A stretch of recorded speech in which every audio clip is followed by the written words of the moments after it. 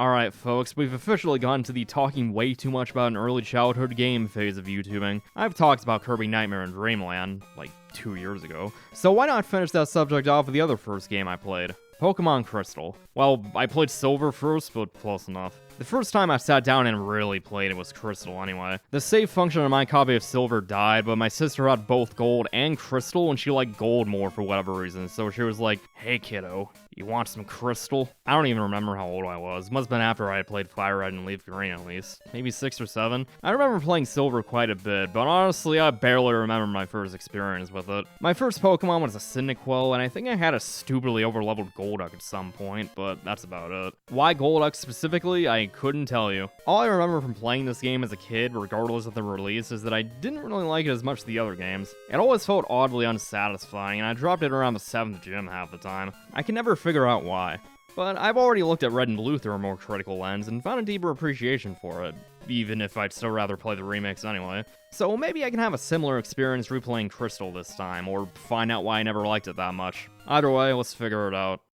Pokemon Crystal is a Pokemon game and therefore has the same story as last time. There's some random kid from some random town who becomes the strongest person in human existence within a week. It at least does the rival a bit different than last time. Blue was this dickbag that's always one step ahead of you, but Silver is a massive edgelord. This dude throws you around just for attempting to have a friendly conversation with him and then steals one of the starters while you're running an errand for Professor Elm. This dude hates the weak and wants to wipe them all out. That is a real thing that he actually says. He even calls you a weakling despite losing at every turn. He doesn't see Pokemon as partners, he sees them as tools, a means to an end to get stronger. This dude stops at nothing to become the strongest, aside from ignoring the advice of literally everyone along the way. Like seriously, every person is like, "Dude, treat your Pokemon like the living beings that they are." And he's like, "No, my Pokemon are weak. I need stronger Pokemon. You're weak. You're all weak, even though I lost." That's the kind of guy Silver is, a comically angsty teenage edgelord. Dude even looks like he just got out of Hot Topic. He does eventually learn to treat his Pokemon with respect, but even after that, he's still that unique brand of anime edge, you know? There's gotta be another word to describe this. Look, Silver is that guy you were when Miiverse existed. Although, I get why he's like this. His father's Giovanni, after all. You know, the guy who was the Pokemon equivalent of a mob boss. Oh, you didn't know this? I don't blame you. This is explained in a special event in the remake using a specific event-only Celebi. It has to be this one specific Celebi. Why?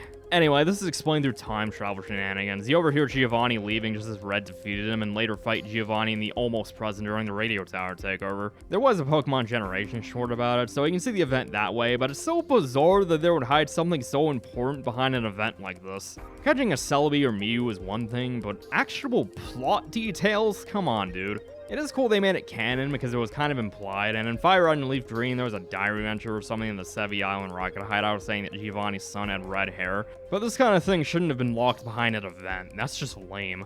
So yeah, Silver's a big ol' edgelord because of daddy issues and eventually learns to be less of an edgelord. Is this a lesson about the cycle of violence and how hate is taught? How in order to become truly stronger, we first have to learn empathy and trust? Nah, this is a Pokemon game.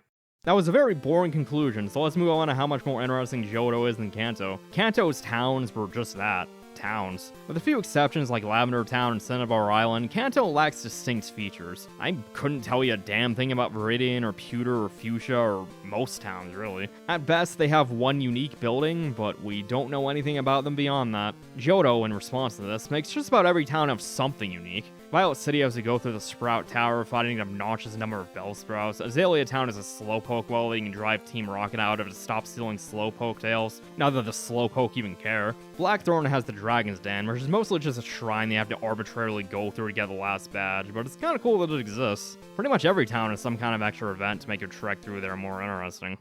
Then you have Goldenrod City, which feels like an actual city, at least as much as you can get in a Game Boy game. It was an underground tunnel with a few trainers and shops that change daily, a department store, and even a radio tower. Saffron, by contrast, was really just Silphco and a few random buildings. It looked big, but there wasn't anything to do here after you beat Giovanni and Sabrina. You even have to come back here later when Team Rocket takes over the radio tower to try to convince Giovanni to come back, even having you go into a hidden section of the underground that leads into the department store basement. Having this new area loop back into somewhere we've been before makes Goldenrod feel that much bigger. But I have to talk about Team Rocket 2 for a second.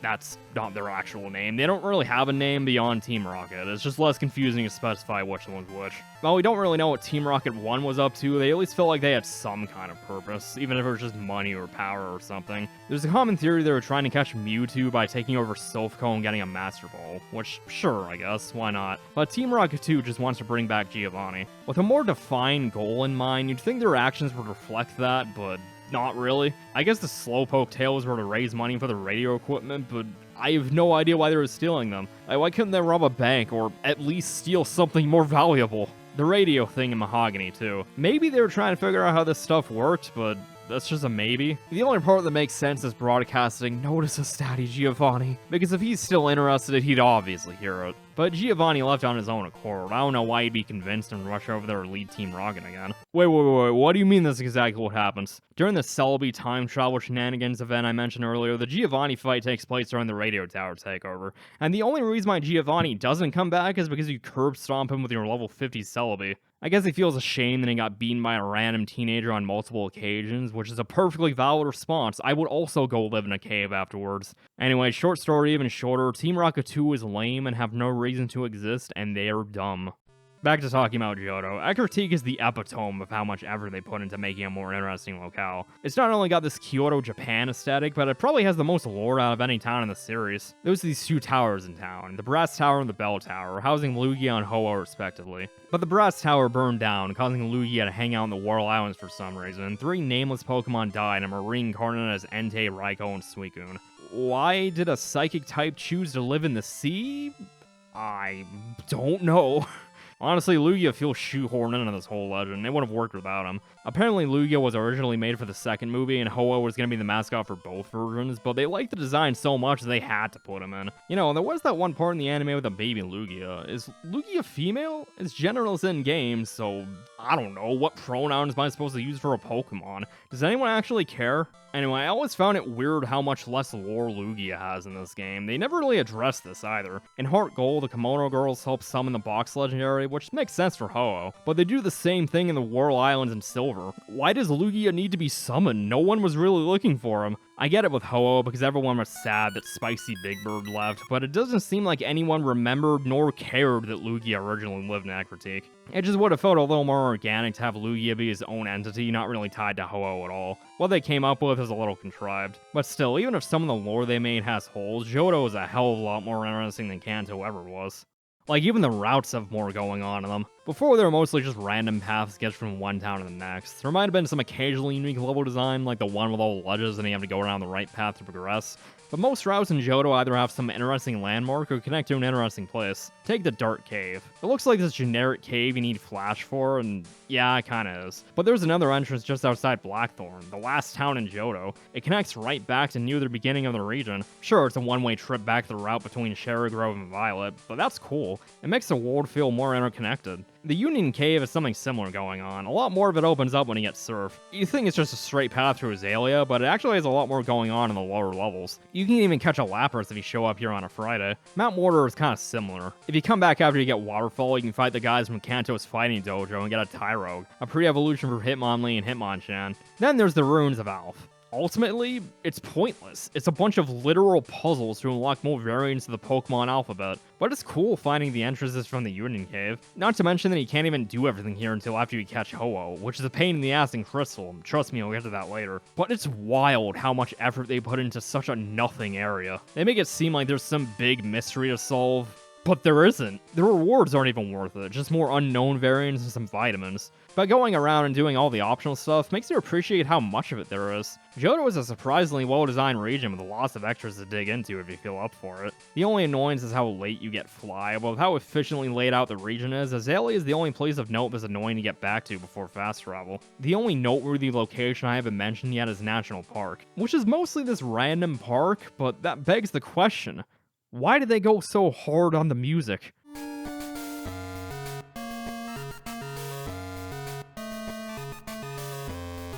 I don't know, this track feels so nostalgic, like how a kid would view the mystery of the world and the unique kind of joy that comes from learning about it. And this is coming from a Game Boy game. Don't even get me started on the DS version of National Park. This shit makes you cry, it's so beautiful.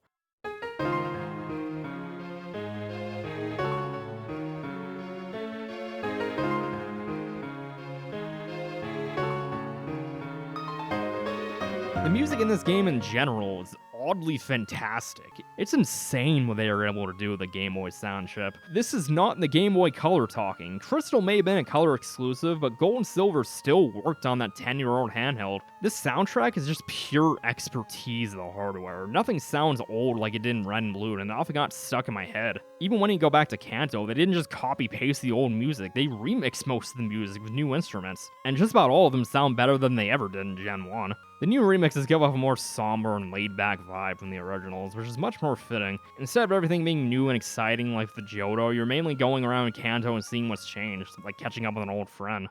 But I'm getting ahead of myself. Johto is nothing but change, and basically all for the better. With a new game comes a lot of new and updated mechanics. Gen 1 was experimental and janky, but Gen 2 is considerably less so.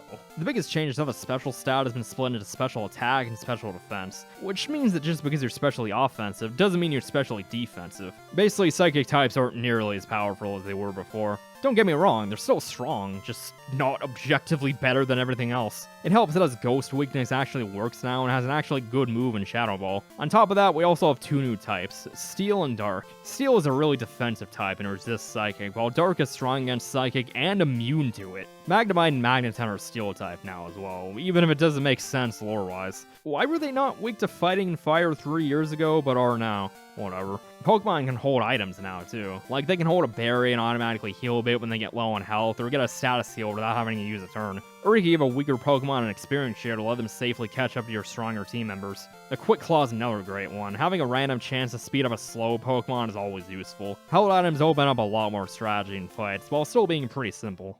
They also attempted to expand the kinds of Pokeballs you have at your disposal. Instead of the Ultra Ball being the be-all, end-all, best Pokeball to use, there's different Apricot Balls that work better in different situations. They're definitely situational though, which is why they kinda suck. Fastballs are good on Pokemon that can flee from battle. Yeah, that's a mechanic. Luckily it doesn't happen very often, but it's glitched, so we have a 4x catch rate on a total of 3 species. Magnemite, Grimer, and Tangela. Wow, how useful.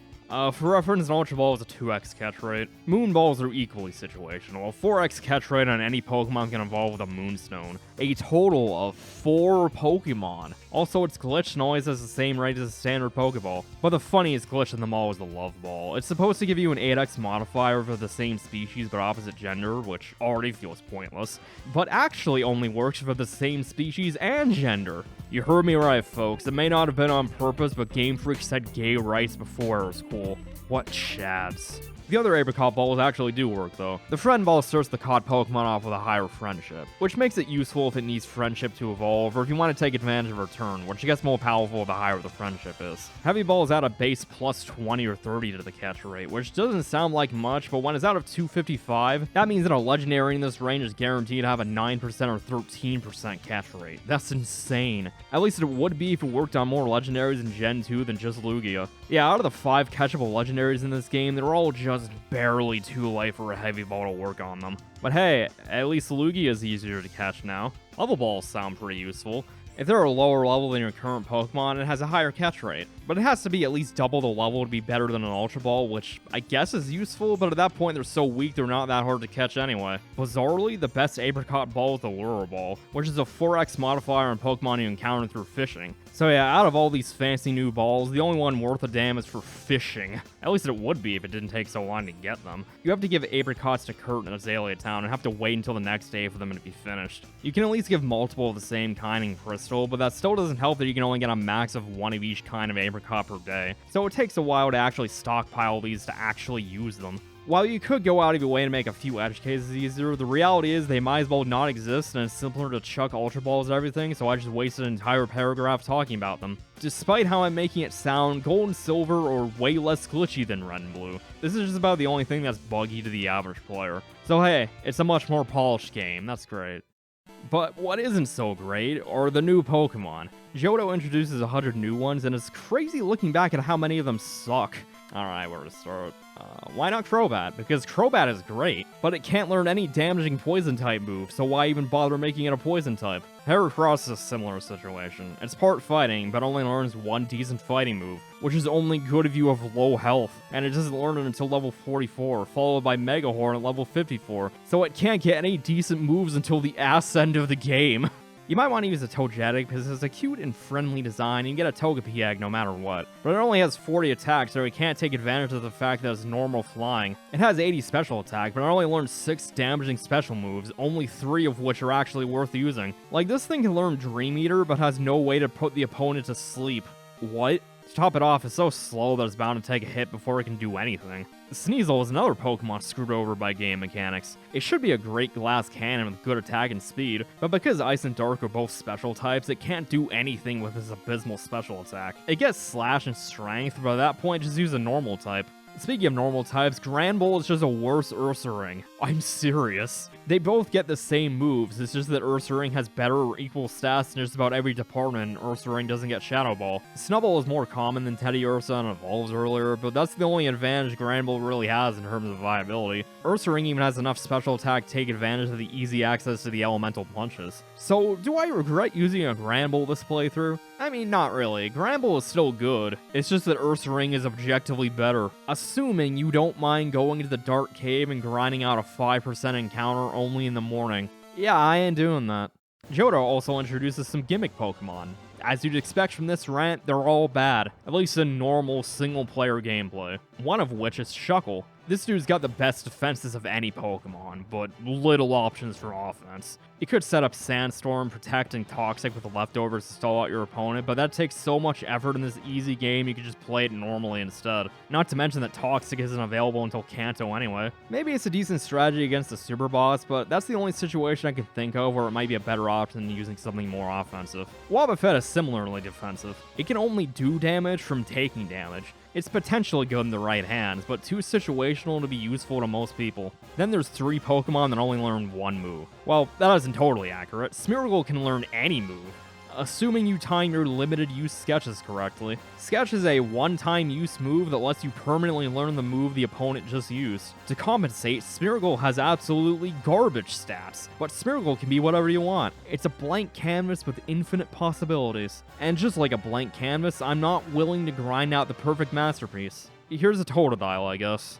Then there's Delibird. Get it? Delivered? It took me an embarrassingly long time to realize that. As in, like a few months ago. Anyway, the only move it learns from level up is Present. It has a random chance of being 40, 80, or 120 power. Or it could just heal the opponent instead. It's bad, like really bad. You can teach it other moves from TMs, but it has such low stats there's no point. And finally, we've come to the worst Pokemon in existence. Unknown. It learns Hidden Power, which is a random type based on hidden numbers invisible to the player. Most Pokemon can also learn this move. That's it, that's all it can do. Combine that with abysmal stats, and it's a Pokemon that somehow ends up being bad at everything. It's almost sad how awful it is. I feel sorry for it. It gets a bunch of weird lore where they're immensely powerful in a swarm, but you can't do that in-game, so like, yeah, it sucks. At least you can make funny words out of them. But if we're talking about all-time bad Pokemon, we can't forget about Sunflora. Sunkern may have the lowest stat total of any Pokemon until Sun and Moon, but it evolves. So when it does evolve, it's not much better, really. It's got great special attack and alright defenses, but it can't do anything that any other grass type can't. And it has such low speed that it won't last long before it dies. The only other bad one I want to mention is Quillfish, mainly because I often forget it exists. It's so weird. Quillfish has all the makings of a good water poison type. Good moves, decent stats, it just isn't for some reason. Use Tentacruel instead. Then there's the baby Pokemon. Obviously they're bad. They're pre-evolutions of Kanto Pokemon to encourage breeding, but they're pretty harmless at the end of the day. I just wish that Magby, Smoochum, and Elekid evolved earlier than 30. Maybe like 25, even 20? Tyrogue evolves at level 20, why not these guys? Tyrogue at least compensates by having a new evolution, but it's such a weird method. At level 20, if its attack is greater than its defense, it evolves into Hitmonlee. If its defense is greater, it evolves into Hitmonchan. But both stats need to be equal to evolve into Hitmontop. A task that is insanely hard to do, especially when you're better off just sticking to Hitmonlee anyway, because it's the only one that owns good moves. Honestly, I could go on with some of the more bad ones, but I'll just list them off. I'd rather move on to the actually good ones. Congratulations to Corsola, Mischievous, Dunsparce, Gligar, Mantine, and Murkrow. You're such an average kind of bad that I don't feel like going into detail about it. Okay, after about 5 minutes of dunking on how bad a lot of Johto Pokemon are, let's talk about the good ones, like Ampharos, my beloved. It's a lot slower than most electric types, but it's bulkier and hits harder. Plus, it has easy access to Thunder Punch and Fire Punch, giving it pretty decent coverage in Gen 2. Even better when in later games, it has access to Signal Beam, Power Gem, and even Dragon Pulse for some reason. Like, Amphi may not be the best Pokemon ever or anything, but he's a good boy. He gets my approval. There's a life-size Mareep plushie available for $400, and quite frankly, I wish I was more financially irresponsible because then I wouldn't buy one without question. Let's move on to Houndoom, my other beloved. Again, dude's not winning any awards, but Fire Dark is such a cool typing with a badass design, and it can basically always do reliable damage. So I can't help but use one whenever the opportunity arrives, because it's actually not as common as you'd expect. Pretty much the only games where I can use one a reasonable amount of time before the credits is XD, Platinum, X and Y, Ultra Sun and Moon, Scarlet and Violet. Yeah, you can't even catch one before the credits in the game it was introduced in. It's stupid. I'll get more into that later. If you want a Dark type, you can at least use Umbreon, I guess. Yeah, Eevee got 2 new evolutions in this game. It can evolve through friendship, but it changes depending on whether it's day or night. You get Umbreon at night, and honestly, it's kind of just alright. But I wouldn't call Umbreon bad, it's more of a defensive Pokemon. Again, not bad, just not necessarily useful in an easy game like this. I'd rather use any other evolution, even Flareon, and get good enough use out of in single player. The design though, wonderful. I love my goth dog thing. Espeon is the much better choice, though. It's a pretty solid Psychic type. It doesn't do much aside from spamming Psybeam and Psychic, but once it does get Psychic, that's all it needs to do. That 130 base special attack is pretty damn good. The other new Psychic types are a little more interesting than haha Psychic Go Burr, though. Zatu is a Pokemon I feel like I would really like. Decent enough stats, good type, and I like the totem aesthetic it's got going on. I just wish it learned good moves earlier. Like, it doesn't learn Psychic until level 65, and doesn't even get Psybeam to hold you over until then. It doesn't have any outstanding stats, so why doesn't it get anything decent? It should be good, it just doesn't get the moves to make use of its stats. Newer games aren't too much better. The Slowking is definitely weird, because I don't know why it exists. It's essentially the same Pokemon as Slowbro, except his defenses are swapped, and Slowking doesn't get Amnesia, while Slowbro doesn't get Whirlpool. I almost had it, thanks for going to sleep, phone. It almost feels like it only exists so you can evolve it a lot earlier than level 37. Just trade it with a King's Rock you find in the Slowpoke well. I probably shouldn't be dunking on Slowking too much, since I actually almost used one, but I really wanted to use the other King's Rock evolution. Poliwhirl finally becomes a frog with Politoed. I like Poliwrath as a concept because it's a tadpole that is so angry that it never became a frog. It's just that it doesn't get enough fighting moves to really justify being a fighting type. Even in later games, all it really gets is Brick Break and Drain Punch. Politoed is instead pure water, and it's more of a special attacker. All it really gets in Gen 2 is Surf and Ice Punch, but that's all it really needs. Might as well toss Psychic on it too. Politoed is another good boy. They are friend-shaped. The other new water type is an evolution of a previous Pokemon that evolves by trading with an item as Kingdra. Kinda neat to have a water dragon type.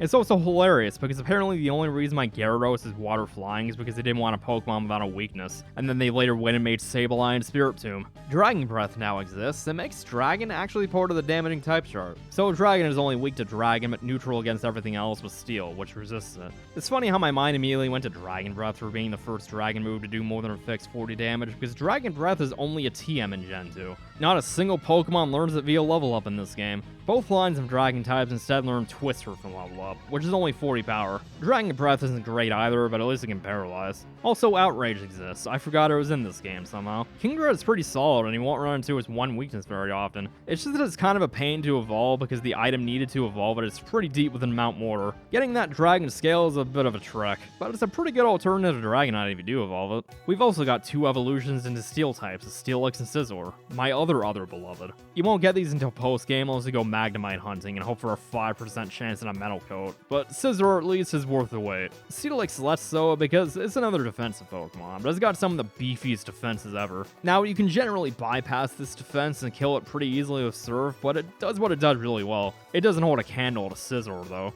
Well, if it did, Scizor would probably die. Like, actually straight up die. Any fire attack in this dude is just gone, but it's a beast otherwise. All you need is Swords Dance and Steel Wing to get through everything that isn't a fire type. Scizor also gets way better in later games, but even in Gen 2, it's got enough to work with. But what I think is most interesting about Scizor is how it actually has the same base stat total as Scyther. The stats are just redistributed, which is why whenever I use a Scizor, I don't mind needing to wait to evolve it. The Scizor is definitely the better of the two, but keeping it as a Scyther is a valid option, which is interesting.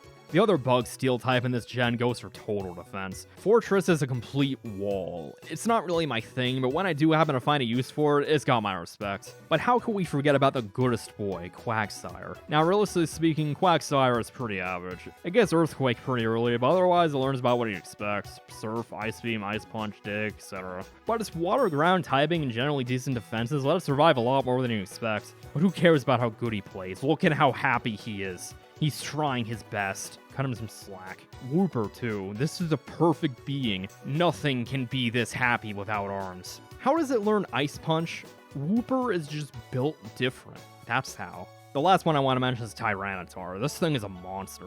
Great stats, awesome move pool, cool design, and one of like 4 dark types so far. The only problem is you won't use one in Johto. You can't even catch his first form until literally the last area of the game after you get all 16 badges. Like, that's too much. Even Dratini you get right before the 8th gem. Just needing to level up a Larvitar to 55 should be enough, I feel. That's not quite all the good ones, but there are a few that suck in Gen 2 that are pretty good by the remix. Namely Azumarill, Crobat, Heracross, Sneasel, and Skarmory, plus Togetic and Piloswine if we count later evolutions. To wrap this whole section up, my favorites from Johto in no particular order are Scizor, Espeon, Wooper, Quagsire, Ampharos, Heracross, Politoed, Houndoom, Azumarill, Crobat, and Tyranitar. So yeah, there are plenty of decent ones, but your options are so limited that picking a good team of only Johto Pokemon is surprisingly difficult. The best I can usually do is like 3. It's better in the remakes, but even then I still end up using at least 2 Kanto Pokemon to fill in the gaps.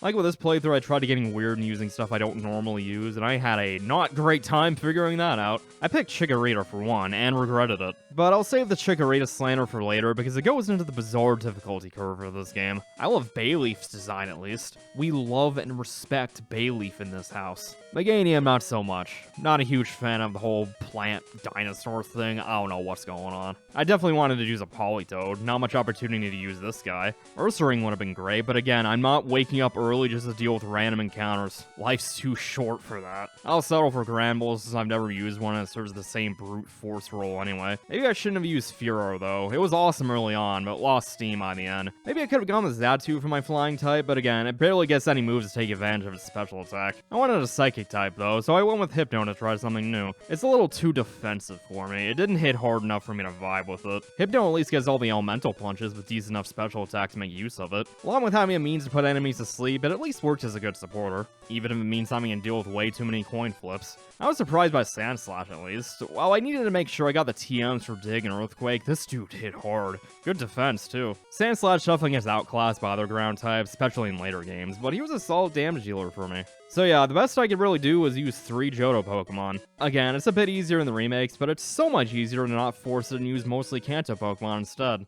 Because aside from all the weird decisions this game makes with this new Pokemon, it makes even weirder decisions when it comes to the difficulty curve. The early game isn't so bad. This isn't like Brock where you have to just brute force your way through with your starter. You can still do that, but you can instead catch a Geodude past the North Gate on the route between Newburgh and Cherry Grove. Or you can trade a Bellsprout in Violet City for an Onix. Flying is a pretty awkward type to deal with at this point in the game, but you do have options. Faulkner is pretty easy, as you'd expect for the first gem. Although in some divine twist of irony, my Geodude learned Rock Throw the exact moment I won.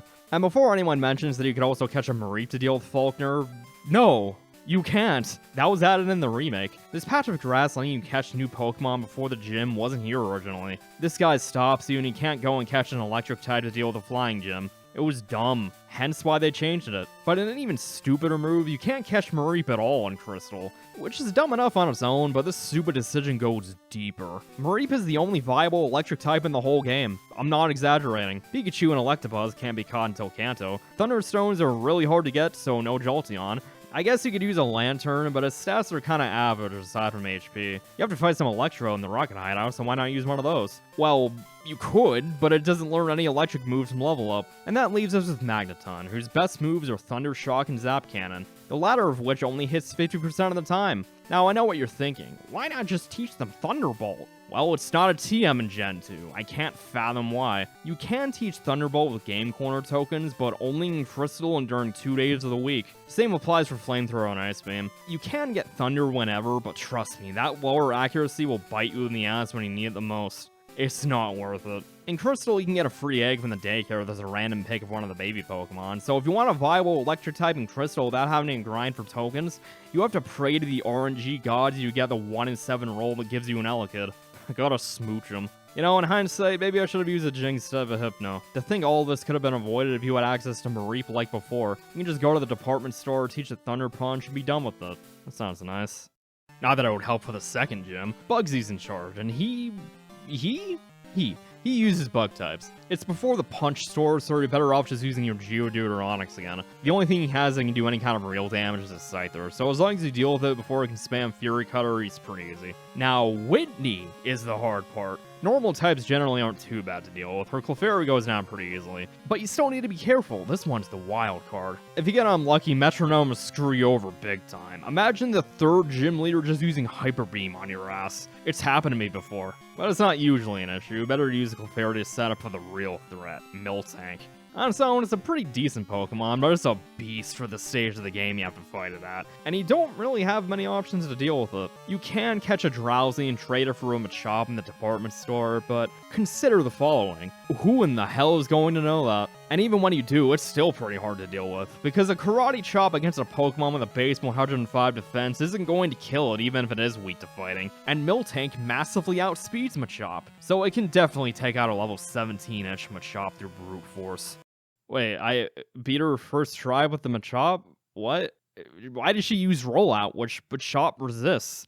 This is objectively the worst possible move she could make. Okay, now I'm curious. Let's do an experiment. I fought Whitney with the Machop you get from the department store in Silver 10 times. Why Silver? Because in Crystal you have to catch an Abra instead of a Drowsy, which is annoying. It went in at about level 19. The Clefairy goes down with 2 Karate Chops, once with a crit. Not much to say about that except when it gets healed from Metronome, which did happen once. In the 8 attempts where I won, she used Rollout on Machop in 7 of those attempts. Whitney only won 2 of the 3 times that she used Stomp instead of Rollout. One time she crit, but otherwise she 2-shots Machop with Stomp. Then she could just sweep my other 2 Pokemon, except for the one time she had low enough health and my Quilava finished Miltank off.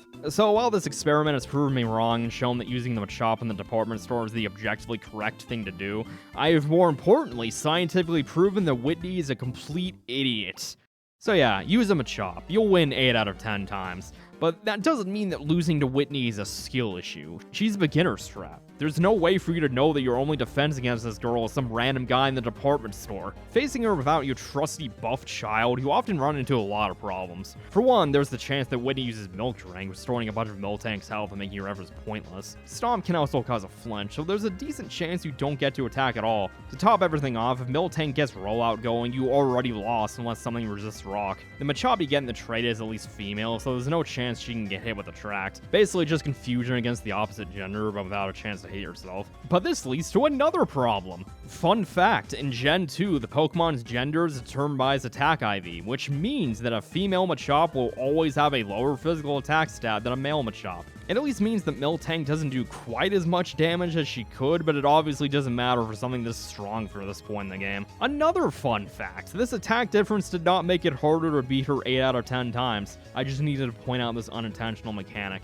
So all of this makes Whitney a very infamous boss. She's not impossible or anything, but it's noticeably harder than the rest of the game. It doesn't help that so much of it feels luck-based. The Metronome Clefairy uses, Rollout can miss, Stomp can flinch, Attract makes you want to coin flip before he can attack. It's just an annoying fight, even if you do have a decent strategy like I did. As soon as Miltank came out, I switched to Bayleaf and tried to cast Reflect, but then Bayleaf couldn't move for 3 turns because he was too horny and then everyone else died before he could get off Poison Powder. I tell him to touch grass, but he is grass. You shouldn't be doing that in this situation. The second try had me set up Reflect just before I killed Clefairy and still lost. I tried the same strategy a second time and won solely because of a critical Razor Leaf. This fight feels too luck-based. You have way too little options to deal with Miltank reliably this early in the game. Maybe you can get off a Sleep Powder with an Oddish or a Bellsprout, but otherwise just buy X items in the department store to raise your stats by a few stages. Assuming you don't have access to status moves and don't know about the Machop you can get, drugs like X Attack that raise your stats by 1 stage or your only real option without grinding.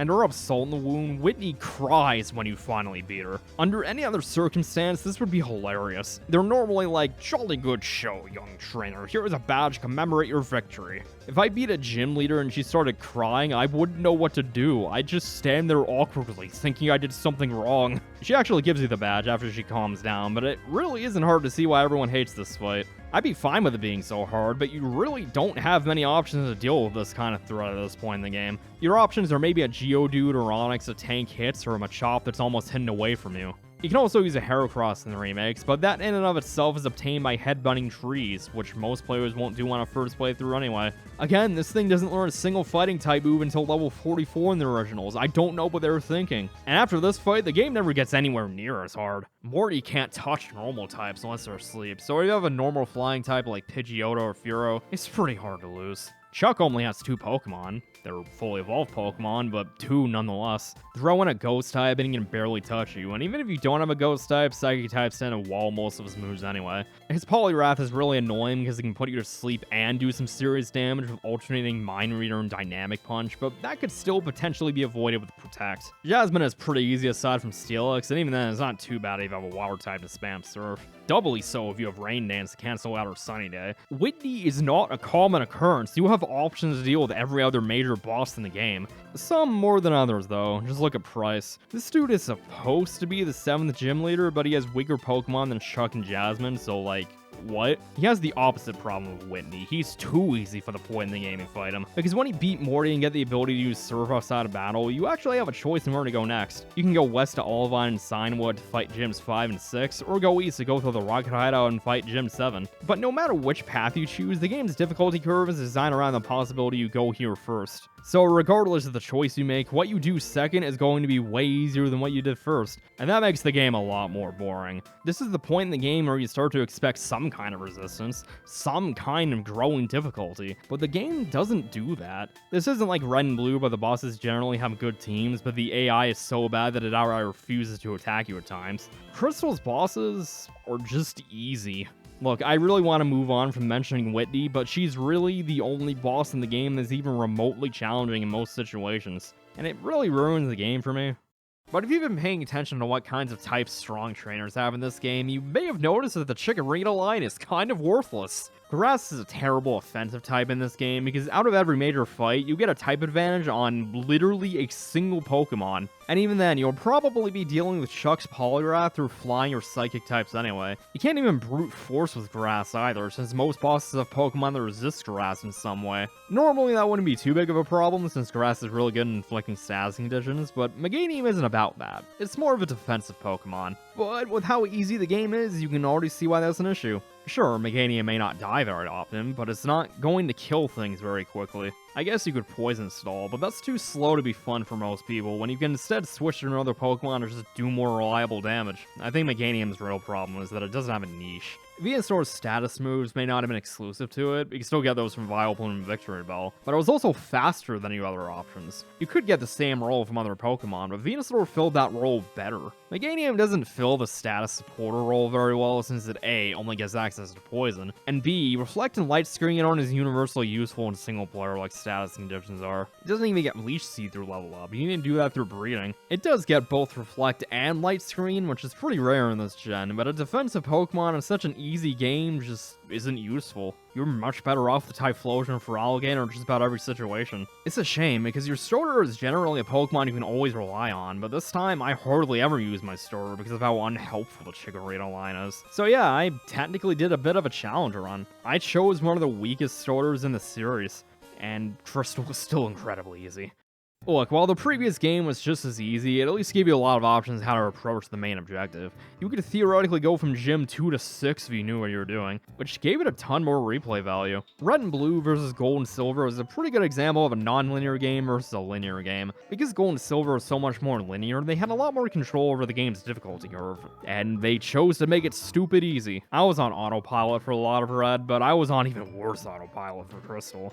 I really wasn't paying attention for most of the game. There isn't much danger or any reason to even use your brain. I realize I just spent an entire page dunking on Whitney, but Crystal really needed more moments like that fight. Not necessarily to her extreme, but something, anything that actually requires you to think about what you're doing. You know, make the player engage with the mechanics of the video game. You might have some trouble with Clara, but all it takes is one decent ice move like Ice Punch to plow through most of her team. You can explore the optional areas that I mentioned before, but there isn't much reason to. They don't give any meaningful rewards. It's cool that they're there and all, but what's the point in having these caves when all I get is a bunch of useless items? The basement of the Slowpoke well gives you a King's Rock, and while it's a useful item that gives all your moves a chance to cause flinching, most people won't care if they're not using it to evolve their Poliwhirl or Slowpoke. Ultimately, these places are just experience fodder in a game where you don't need experience fodder. That's what my main issue with Gold and Silver boils down to. The structure. Everything from Gym 3 onwards feels like this bizarre roller coaster of a difficulty curve. Whitney is hard, Morty is maybe challenging, then nothing else is even remotely hard again until the Elite Four, and it's only the first member of the Elite Four. Because here's the thing I realized after replaying Crystal. They only fix psychic types in theory. This dude uses psychic types, and while you can obviously decimate him with a dark type, there are only 2 available before you fight Will, and only one of them is actually viable as a party member. Sneasel was added to the Ice Path in Crystal, so if you're playing Gold or Silver, Umbreon is literally the only dark type you can obtain before the credits. But steel types resist psychic. You can use one of those, right? Well, yeah, but 2 of them only evolve with an item that is only available in the post game unless you go grinding for a 5% drop from a Magnemite. Skarmory isn't in Gold, but it doesn't get very good moves in this generation. And Pineco is too annoying and too obtuse for the average player to find and too defensive for the average player to care about. You have Gengar, but you also run the risk of getting hit by his barrage of psychic attacks because Gengar is port poison, meaning it's still weak to psychic, and Mr. This is not only too weak to consider using, but also only available in the post-game. So your only real option to fight Will is Electric, because 3 of his 5 Pokemon just happen to be weak to it. May I remind you that the only viable electric type can't be caught in Crystal. I guess you could teach Shadow Ball to someone and hope he survived the psychic onslaught by his very fast Zapdos. You know, maybe using Gramble wasn't the best idea. I know I just said that I wanted to use my brain more in this monster collecting JRPG, but the game just doesn't give you the tools to properly deal with every situation. Lance only took 2 tries because I had the tools to deal with flying types. Will took at least 10 because you still don't have many options to deal with psychic types aside from other psychic types.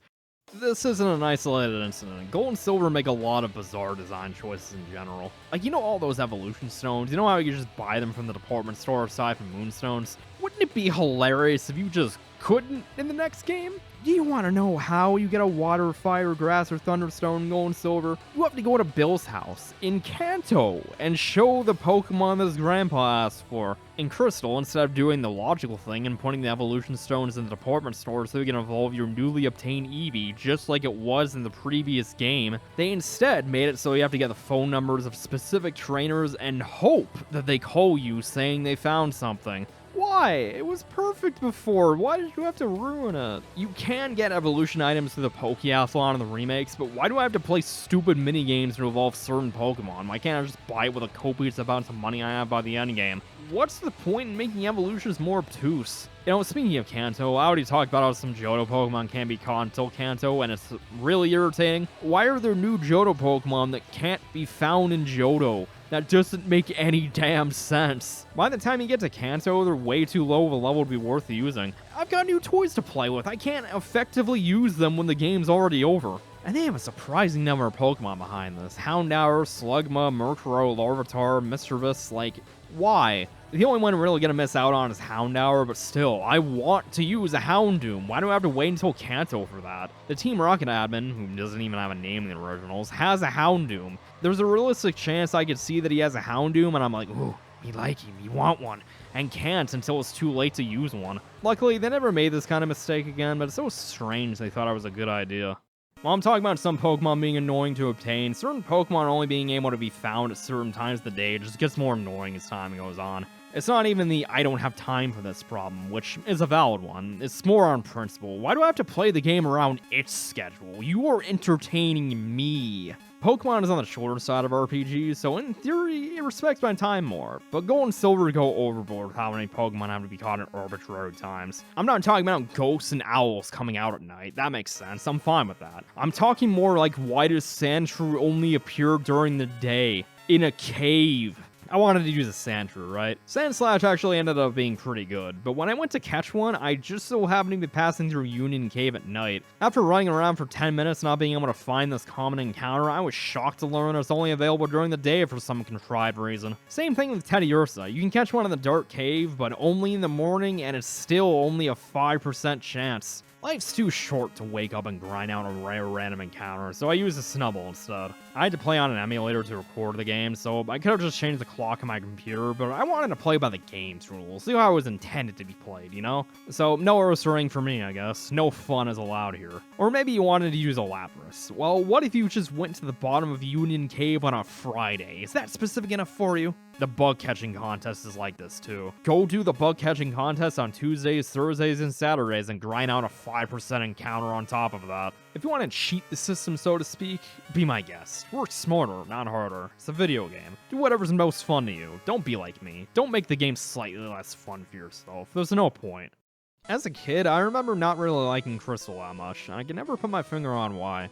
Even after playing Soul Silver, I still walked away feeling empty. I thought that I was finally starting to feel the Pokemon burnout, like I was growing out of this stuff. At least no Black and White came along, but I'll get to that eventually. Ultimately, I just didn't like Gold and Silver as a video game. At least not nearly as much as the other Pokemon games I'd played up to that point. It's obviously still an enjoyable game, but one that I liked less than its predecessor at a fundamental game design level. There was a ton of work put into Pokemon Gold and Silver. They were more polished, less glitchy, and overall higher quality, yet still managed to be lesser games overall. I haven't really talked about Kanto yet, but honestly, there isn't much to say about it. There's 8 more badges, but you plow through all of them so fast that Kanto just feels like an afterthought. A lot of dungeons are even cut back. Mount Moon is one room, the rock tunnel goes by in like 2 seconds, Viridian Forest isn't even its own area, just this miniature representation of it. Like, what is this? Kanto is a victory lap that you can finish in like 4 or 5 hours, maybe one somewhat challenging fight against Blue. I'd be more interested to see how Kanto has changed in the last 3 years, but I knew so little about the place to begin with that I ended up not caring.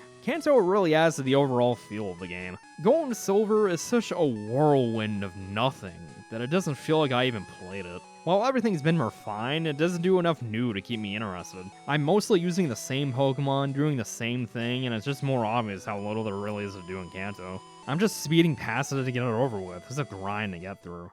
That extends to your reward for getting all 16 badges. You gain access to Mount Silver. There's a few new Pokemon to catch, but the main attraction here is the super boss, Red, the protagonist of the first game. You have no idea how cool this is. Silver may have been one of the first games I ever played, but I didn't beat it with Crystal until I was like 11 or 12. I never made it this far, and yet I somehow didn't know about this. I didn't expect to see him here, let alone just fight me without even saying anything. So you could imagine the sheer horror I felt as Red sent out a level 81 Pikachu. Yeah, this dude doesn't mess around. He's got a beastly team. A Pikachu, an Espeon, a Snorlax, and all 3 fully evolved Kanto starters. All with super powerful moves, and most are late 70s in levels. You are going to lose your first try. For comparison, Blue's team was only high 50s at most. This is such an absurd level spike, but it's kind of justified. Red is the very best. He's obviously stacked as hell. Even though his Pikachu is, well, a Pikachu, this dude can still shut you down with Charm. It's probably the weakest member of his team, ironically. But he can still do some real damage to you if you're not careful, even if that damage isn't to your HP. Venusaur's pretty easy too. All you really need is something that resists grass, and he can't do much. Despite having access to things like Toxic and Leech Seed, Red doesn't take advantage of that for whatever reason. Maybe they just thought having to deal with being put to sleep or poison on top of everything else would have been a bit too much. Anyway, Espeon's pretty easy to take care of too, but the fact that it has Reflect can really screw you over. The latter half of his team is what you really need to watch out for, though. His Blastoise has Rain Dance on top of Surf and Blizzard. This dude is out for blood, and it's bulky enough to not go down immediately. If you can put him to sleep, that's great, but otherwise, this dude can do some real damage to you. Red Snorlax is probably the most annoying. Dude's super bulky, especially on the special side. It wouldn't be too bad, but he loves to spam Rest. So if you can't kill him in 2 or 3 hits, you probably have to wait for him to do something stupid, which doesn't happen very often. You can't even stall him out with Toxic. Snorlax can just sleep it off. When I fought Red this playthrough, it, no joke, took me 16 real-life minutes to finally kill this bastard. My Lugia could take him out with 4 hits of Fly, but then he just rested up before I could land the final hit. Rinse and repeat until I accidentally PP stole him, and all he had left was Amnesia. I could barely damage him, he could barely damage me. I could heal, he could heal. We were practically in a stalemate, it was awful. But don't mind me, I'm just gonna heal my entire team while you attempt to storm me to death. He usually saves his Charizard for last, and for good reason. You're usually exhausted by this point, and all it takes is a few flamethrowers to finish you off. Like, seriously, this dude is not playing around. This is a really challenging fight. But it's nowhere near impossible. I somehow won first try, which is also the first time I've actually legitimately beaten him. I'll admit that I was hard carried by Lugia, but between swapping out Fearow and Gramble for the box legendaries or doing a bunch of grinding, I'd rather just swap around my team a bit. I was kind of surprised by how relatively easy Red was. Like, how did I used to have so much trouble against him? Using legendaries obviously helped, but Snorlax was the only one that gave me any real trouble. But then I remember they made him harder in the remakes. Seriously, this is disgusting. His lowest level is 80, they all have much better moves. 4 of them have an equivalent to Hyper Beam, and it's always Hailing, which strips away your health unless they're an Ice type. Half of his bitch-ass team even know Blizzard, which never misses in Hail. Yeah, I get why I never beat this version of the fight. I knew there was some extra post-game content locked behind beating him in the remake, so I took the level 100 Arceus need for one of the events and beat his ass that way. The Heart Gold Soul Silver version of this fight is just straight up bullshit. You have to grind. There's no way around it unless you have the perfect team composition or something. But hey, fighting the protagonists of the first game is pretty cool.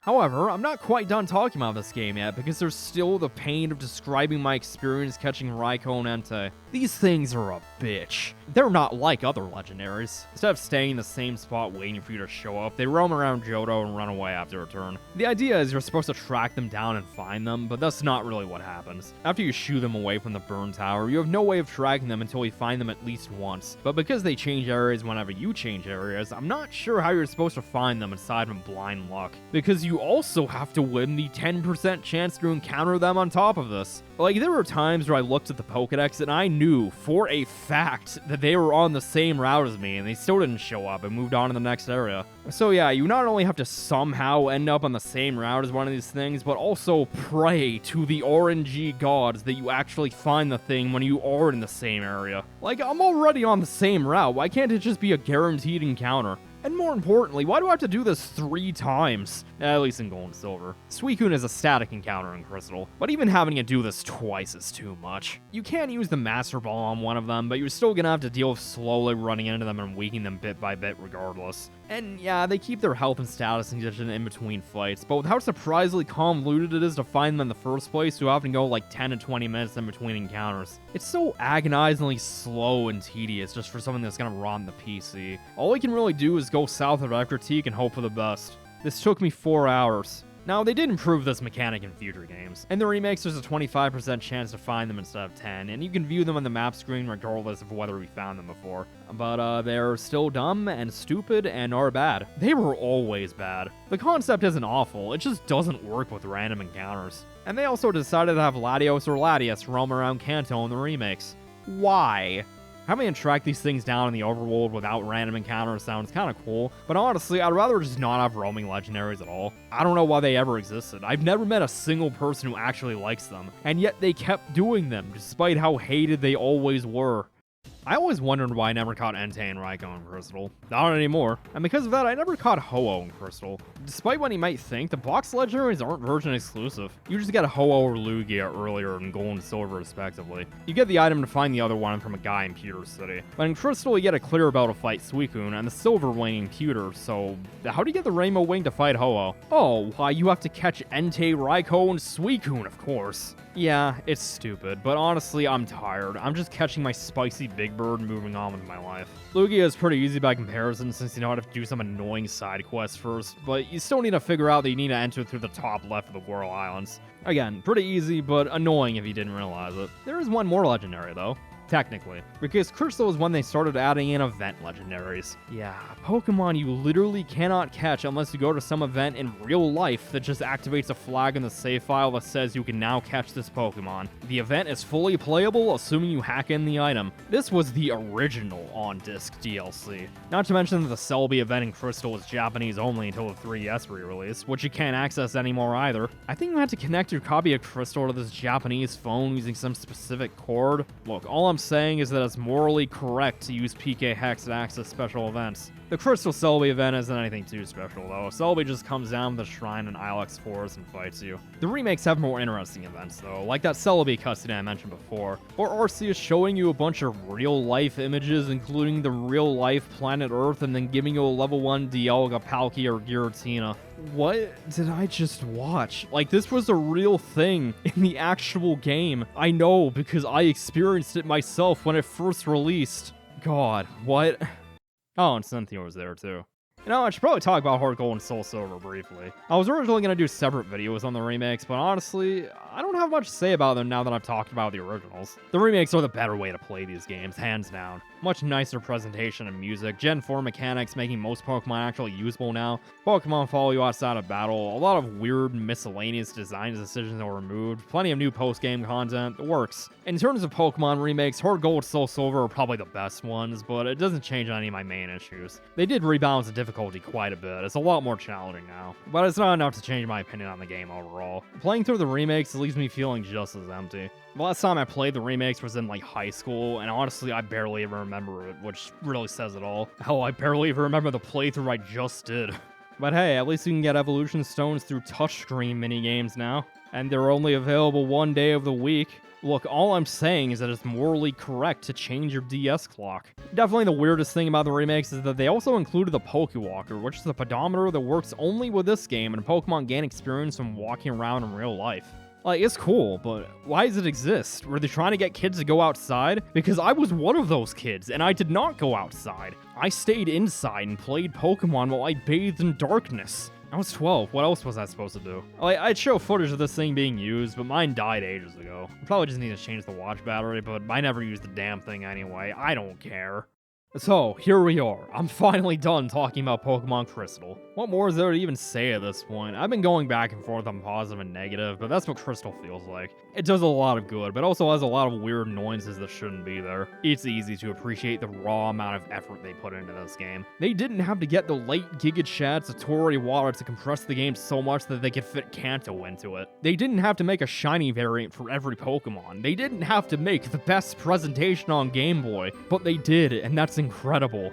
However, Gold and Silver end up being less than the sum of its parts. It has more content and it's way more polished than its predecessor, but what is here just ends up being less interesting. While I did play the originals for this review, the remakes never did much to change my opinion overall. They are the definitive way to play Gold and Silver, but at the end of the day, it's still the same game at its core. I don't know, maybe my dissatisfaction when playing this one comes down to some purely subjective reasoning that I can't put into words, but I just have more fun playing most of the other games in the series. It's not a game I come back to very often. Despite how I've made it sound, it's been fun. Take care, everyone.